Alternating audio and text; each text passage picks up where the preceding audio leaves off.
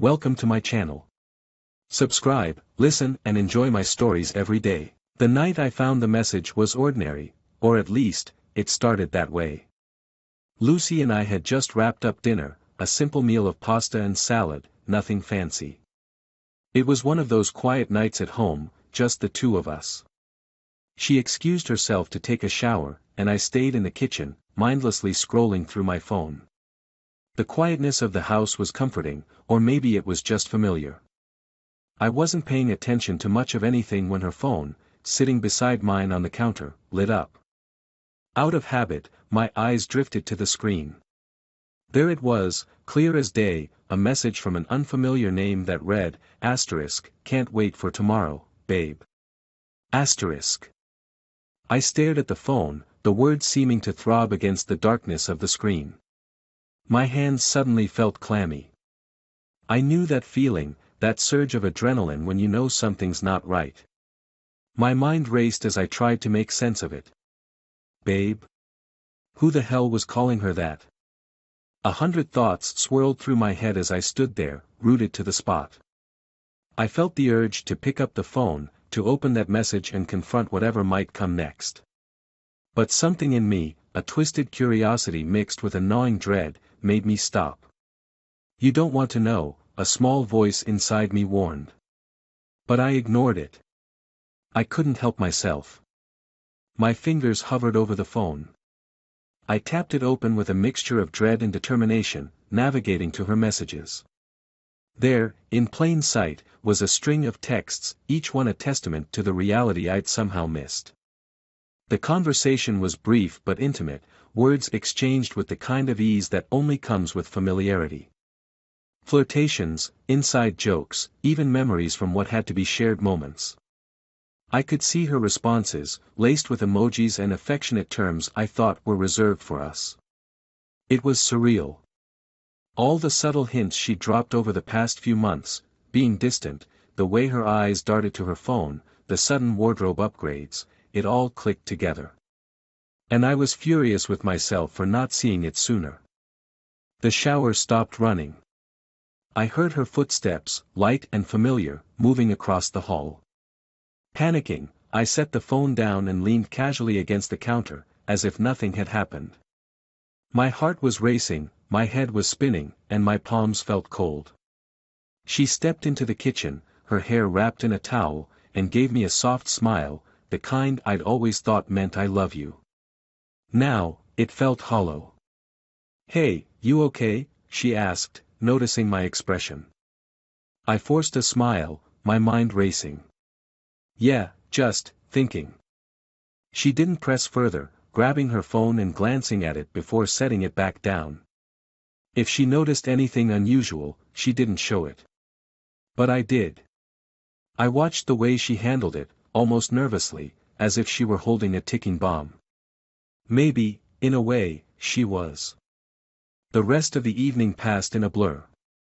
I remember sitting beside her on the couch, pretending to be engrossed in some movie she'd picked, but my mind was elsewhere. I was trying to make sense of what I'd seen, to understand how this woman I'd married, the woman I'd built my life around, could be so deceptive. It was late when we finally crawled into bed.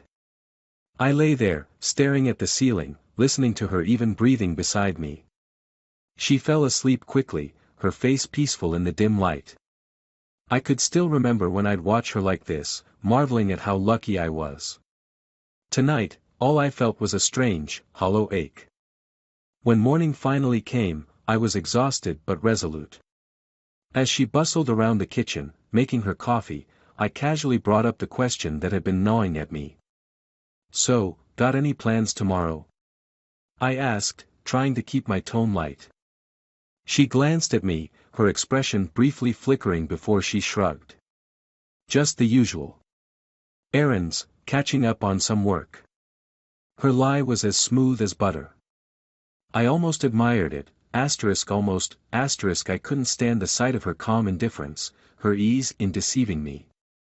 The rest of the day passed like a bad dream, everything seeming normal on the surface but turbulent beneath. My thoughts swung between confrontation and silence.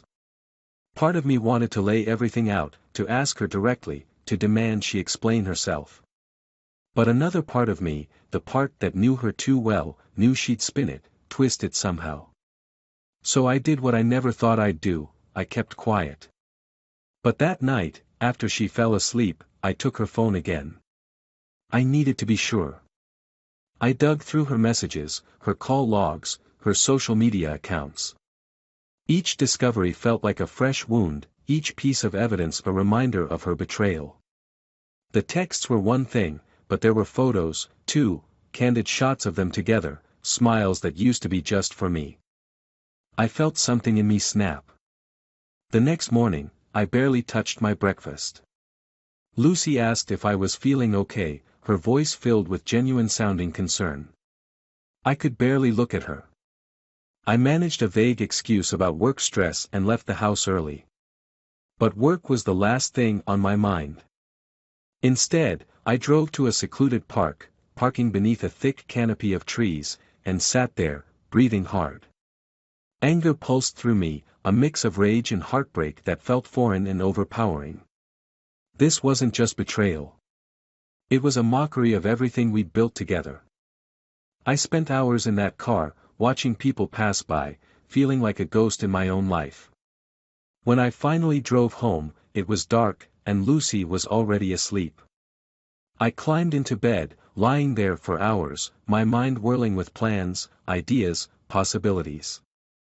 This wasn't something I could ignore, and it wasn't something I'd let her get away with. The next few days became a silent investigation. I gathered details, looking through everything I could. Her bank statements, credit card bills, even her work emails. I pieced together her lies, her little escapades, every hidden weekend and business dinner that had all been elaborate cover-ups. And the more I found, the more I understood the scale of her deceit. This wasn't just a fling, some impulsive mistake. She'd created an entire double life. One evening, after I'd collected all the evidence I needed, I sat across from her in the kitchen. She was on her phone, scrolling through a social media feed, oblivious to the storm brewing on my end of the table. "Is there something you need to tell me, Lucy?" I asked, my voice deceptively calm. Her eyes met mine, widening slightly, but she quickly composed herself. "What do you mean?" I held her gaze, feeling the anger simmer beneath my skin. "You've been lying to me. And I know." There was a moment of silence, so thick I could feel it pressing against my chest. Lucy's face paled, her eyes darting to the side as she tried to collect herself. It's nothing serious," she stammered. "It's just a fling. It doesn't mean anything." Her words hung in the air, as hollow and meaningless as they sounded. In that moment, I saw her for who she truly was, not the woman I'd loved, but someone else entirely, someone I didn't recognize. "You need to leave," I said quietly, my voice steady even as my hands trembled beneath the table. "Now." After that night, I knew there was no going back. But something stopped me from just ending it then and there. I wanted to see it through. I wanted her to know that I wasn't some blind fool she could walk all over. I wanted her to feel just a fraction of the humiliation and betrayal she'd put me through. So, I decided to play along for now, to let her think I was swallowing her excuses, even giving her another chance. Inside, though, I was simmering with plans, carefully crafted like a ticking time bomb.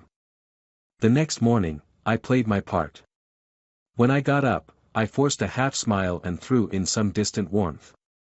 I wasn't going to make it that easy for her to guess what I had in mind. For her, it seemed like a fresh start, a chance to put her so-called mistake behind us. She'd think I was buying her flimsy promises and reheated apologies. But every word, every glance, felt like nails on a chalkboard. As she moved around the house with forced cheer, I could feel her relief settling in, as if she believed she'd dodged a bullet. Days turned into weeks, and I kept my cards close, all while gathering more evidence. I tracked everything now. She didn't even know I'd installed a GPS app on her phone, letting me see her exact location whenever she claimed to be somewhere else. With every lie, I catalogued another piece of ammunition. I wanted her to feel blindsided, betrayed, like I had, only worse. One Saturday morning, I had to suppress a bitter laugh when she cheerfully mentioned she'd be out running errands. That day, I'd planned a little setup of my own. I watched her leave with a fake smile and then grabbed my phone, following her every move on the GPS. She drove straight across town to a hotel on the outskirts, where I watched her sit, motionless, in the parking lot for a good 15 minutes. I could practically see her in my mind, checking her reflection, fixing her hair, adjusting her lipstick. Every detail made my blood simmer. Finally, she walked inside. I waited, feeling the minutes crawl by until she emerged 2 hours later. That was when I drove over and sat in my car, parked across the lot, waiting. I'd wanted to see her face, to feel that satisfying confirmation, as if any more was needed, that my suspicions had been right. And there she was, strolling out with a lightness I hadn't seen in years.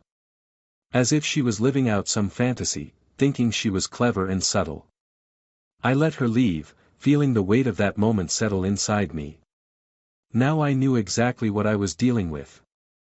By the time I got home, Lucy was already there, curled up on the couch with a book in her hands, looking like she hadn't a care in the world.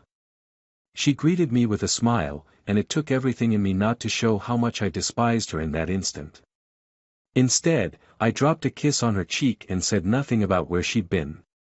Over the next few weeks, I slowly put together my next steps. I'd never been one for drama, but this situation called for it. I wanted my move to be subtle yet devastating. My patience was paying off, and each piece was falling into place. But the real victory would be in the final reveal. I wasn't going to just pack my bags and walk out. No, I wanted her to sit with her lies, to see how they'd eaten away at everything she thought she had. The first piece of my plan was setting up our accounts. I'd always handled the finances, and over the years, I'd built up enough in my own savings to cover a fresh start.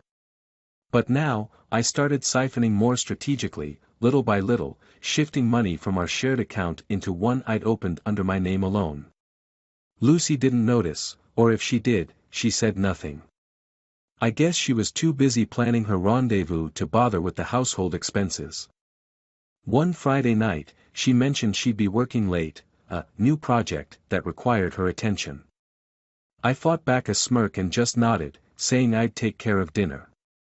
As soon as she left, I went to work. I'd gotten in touch with a lawyer the week before and had everything lined up for a quick, clean divorce once I hit the trigger. But I was still waiting for the right moment, one that would leave her reeling, just as she'd left me. That night, I lay in bed, going over every detail. I'd prepared the documents, gathered proof, and made sure our friends and family would understand the truth. I wasn't going to let her spin this story to her advantage. She'd lose everything she tried to hold on to with one false move. My patience, my quiet resolve, had become my weapon. I was going to make her regret every careless, deceitful word, every empty promise, and every single lie. The next morning, I made her breakfast. It was one of those little rituals she always used to love, pancakes with berries, coffee just the way she liked it. She came into the kitchen with a smile, as if she thought we were some perfect couple, some untouched fantasy. But today, I looked at her with a newfound detachment. I could see through her now, every word she spoke carrying a hollowness I couldn't unsee. As we ate, I could feel her studying me, wondering if I'd ever bring it up, if I'd forgive her. She didn't realize I had no intention of forgiving anything. I was simply biding my time. "Thank you for making breakfast," she said softly, reaching across the table to place her hand over mine. I wanted to pull back, but I let her hold it, smiling as if I were grateful. All I could think was how satisfying it would be to watch her expression crumble. Finally, I looked at her and gave her what I knew she wanted, a glimmer of reassurance. "You know, I've been thinking," I said, forcing warmth into my voice. "Maybe we can work things out. Try to get past everything." She exhaled, relief washing over her face, and I could see how badly she wanted to believe I'd given in. I was offering her a lifeline, and she was so eager to grab hold of it, to keep spinning her tangled web. Little did she know, I was setting her up to feel what it was like to be blindsided. "Yes," she said, squeezing my hand, her voice breathy with excitement. "I was hoping you'd feel that way. I know I made a mistake, but it's behind us now." I watched her, fighting back a smile as she leaned into the fantasy she thought she'd created. "Of course," I replied, my voice steady. "We can get past this." And as she beamed, unaware of the trap she'd willingly walked into, I felt that same anger simmering beneath my skin, this time tinged with satisfaction. She thought she had fooled me, but the real fool was sitting right across the table. Over the next few days, I became an actor in my own life, playing the part of the forgiving husband. I put on the mask of someone working toward a future, someone who had let go of the past. Lucy, blinded by her relief, seemed more at ease than she had in weeks. She was back to her cheerful self, filling our days with small talk and her usual routines, oblivious to the reckoning waiting just around the corner. I could see her confidence growing. She'd brush past me in the mornings, give me a quick kiss before dashing out the door, leaving a scent of perfume and carefully rehearsed innocence behind. The satisfaction of knowing what she thought she'd escaped was bittersweet, though. Every glance, every smile she threw my way only fueled the fire inside me. She thought she had won, that her flimsy apology had been enough to save her from the consequences of her actions. The climax of my plan was near, and I could feel it building inside me, urging me to act. But timing was everything. I wasn't going to rush it, not now, after I'd waited so long. A week later, I got my chance. Lucy mentioned an upcoming business dinner, a last-minute event with clients she'd been working hard to impress. The irony wasn't lost on me. I nodded, forcing myself to look mildly disinterested, while inside I knew this would be the night I'd set everything in motion. That evening, as she left, I watched her slip out in a sleek black dress I hadn't seen before, her hair styled in soft waves. She glanced back at me, flashing a quick smile before shutting the door behind her. As soon as I heard the faint click of her heels fade down the hallway, I moved to gather the final pieces. I opened my laptop and pulled up the folder I'd created, containing every bit of evidence I'd amassed. Screenshots of messages, receipts from hotel stays, even the locations I'd tracked on her phone, all of it lay there, staring back at me in grim confirmation. I'd prepared an email to her family and close friends, laying out the entire story with an unflinching, matter-of-fact tone. I wanted them to see it all, to understand exactly what kind of person Lucy had become. After sending the email to the family, I made a few calls. Her parents, friends, even her boss. Each conversation was brief and carefully crafted. I wanted them to know the truth, but I also wanted them to see that I was calm, composed, handling this with dignity. With each call, the facade that Lucy had built over the years was beginning to crumble, piece by piece. Finally, I called our bank, initiating the transfer of funds from our joint account into my private one, leaving her just enough to cover her immediate expenses. It was petty, perhaps, but necessary. I wasn't going to leave her high and dry, but I wanted her to feel the consequences of her betrayal in every possible way. Then came the part I'd been anticipating the most, the message to her. I crafted it carefully, a few pointed lines to let her know that her lies had unraveled and that I'd had enough. I hit send and watched the screen, feeling the weight of the moment settle over me like a final seal on everything we'd shared. An hour passed. I sat in the quiet of the house, waiting for her to return, my heart steady, my mind clear.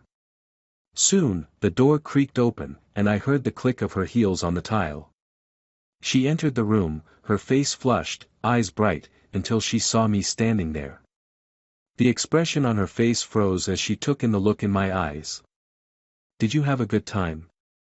I asked, voice steady, betraying none of the fury inside. Lucy's smile faltered. "It was fine," she said, her voice softer, more cautious now. "Just a work thing. Is that what you're calling it now? A work thing? I could see her realize, right in that moment, that the jig was up. Her eyes widened, mouth opening slightly, but no words came out. She looked at me, then at her phone, a flash of panic crossing her face as she saw the notifications from her family, friends, even her boss. What is this?" she stammered, scrolling through the messages in shock. "It's the truth, Lucy. The truth I've known for a while now." I kept my voice steady, watching her struggle to process the realization. The satisfaction was icy and clean, sharper than any words I could say. Her face went pale. You told everyone?" "Yes," I said, crossing my arms. "I told everyone. I wanted them to see who you really are, just like I've come to see it." She gaped at me, her composure slipping, her eyes welling with tears that I no longer found even remotely convincing. She reached out a hand as if to touch me, to find some scrap of sympathy or forgiveness in my eyes, but I stayed rooted in place. "Please, we can work this out," she said, her voice cracking. "I know I made a mistake, but don't ruin everything over this." "Ruin?" I let out a hollow laugh. "You think I ruined this? You've been the one lying, sneaking around, treating me like a fool. I simply made sure everyone else knows the truth now, too." Her breathing quickened, the panic rising as reality sank in. "Please," she whispered, her voice barely audible. "Please don't leave me." I felt a pang, a brief moment where I saw her as the woman I'd once loved. But the hurt and betrayal were too fresh, too vivid, and whatever feelings I'd once had for her had withered under the weight of her deceit. "Lucy, you did this," I said, coldly. "I've been patient, I've been understanding, and I gave you the chance to be honest. You chose to lie, to pretend, to think you could get away with it. And now you have to live with the consequences." She looked down, defeated, her shoulders slumping. She seemed smaller now, diminished somehow, as if her lies had been the only thing keeping her together. I watched her as she grasped for words, for anything that could undo what had already been done. But I was beyond her reach, beyond her pleas. Finally, I stepped back, gesturing toward the door. "You should go," I said. "You've got a long road ahead of you. And I'm not going to be a part of it." Lucy lifted her head, her face streaked with tears, a look of devastation etched into her features. But I felt nothing, just a cool, detached satisfaction. I watched her, my silence speaking louder than any words could. After a long, hollow moment, she turned and walked out the door. As the door clicked shut, I felt an unexpected stillness settle over me. The anger, the bitterness, it had all burned out, leaving me with nothing but a sense of closure.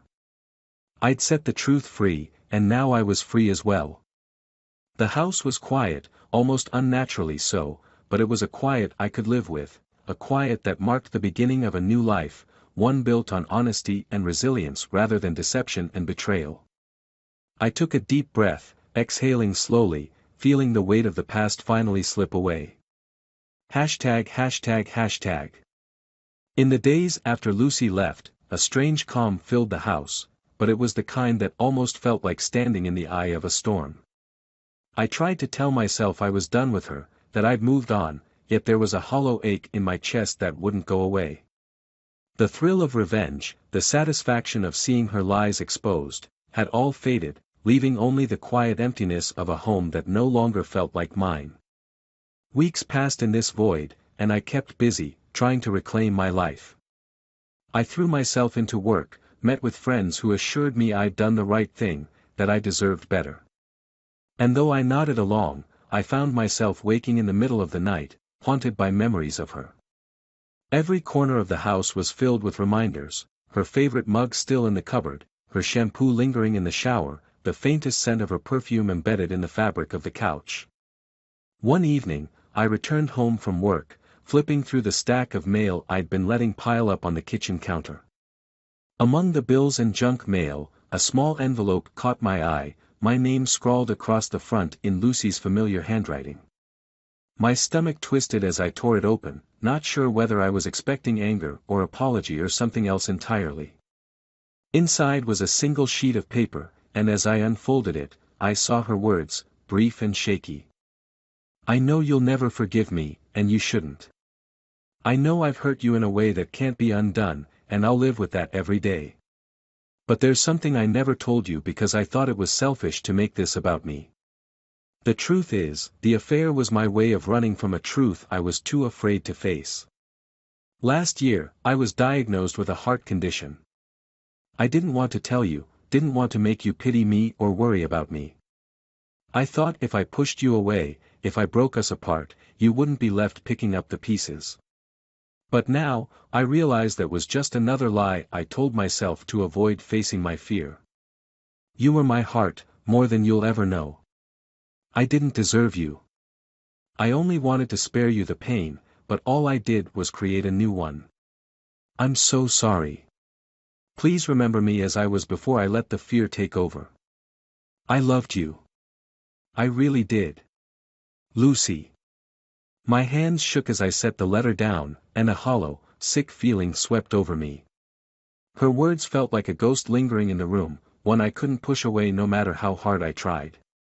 I replayed her last days in the house, the times she'd brushed me off, avoided eye contact, drifted into the bathroom where she'd closed the door, quiet and alone. I had taken it all as signs of her betrayal, her guilt. But now, they looked different in hindsight. The next day, I called her parents, desperate for any scrap of information. Her mother answered, and as soon as she heard my voice, there was a heavy pause.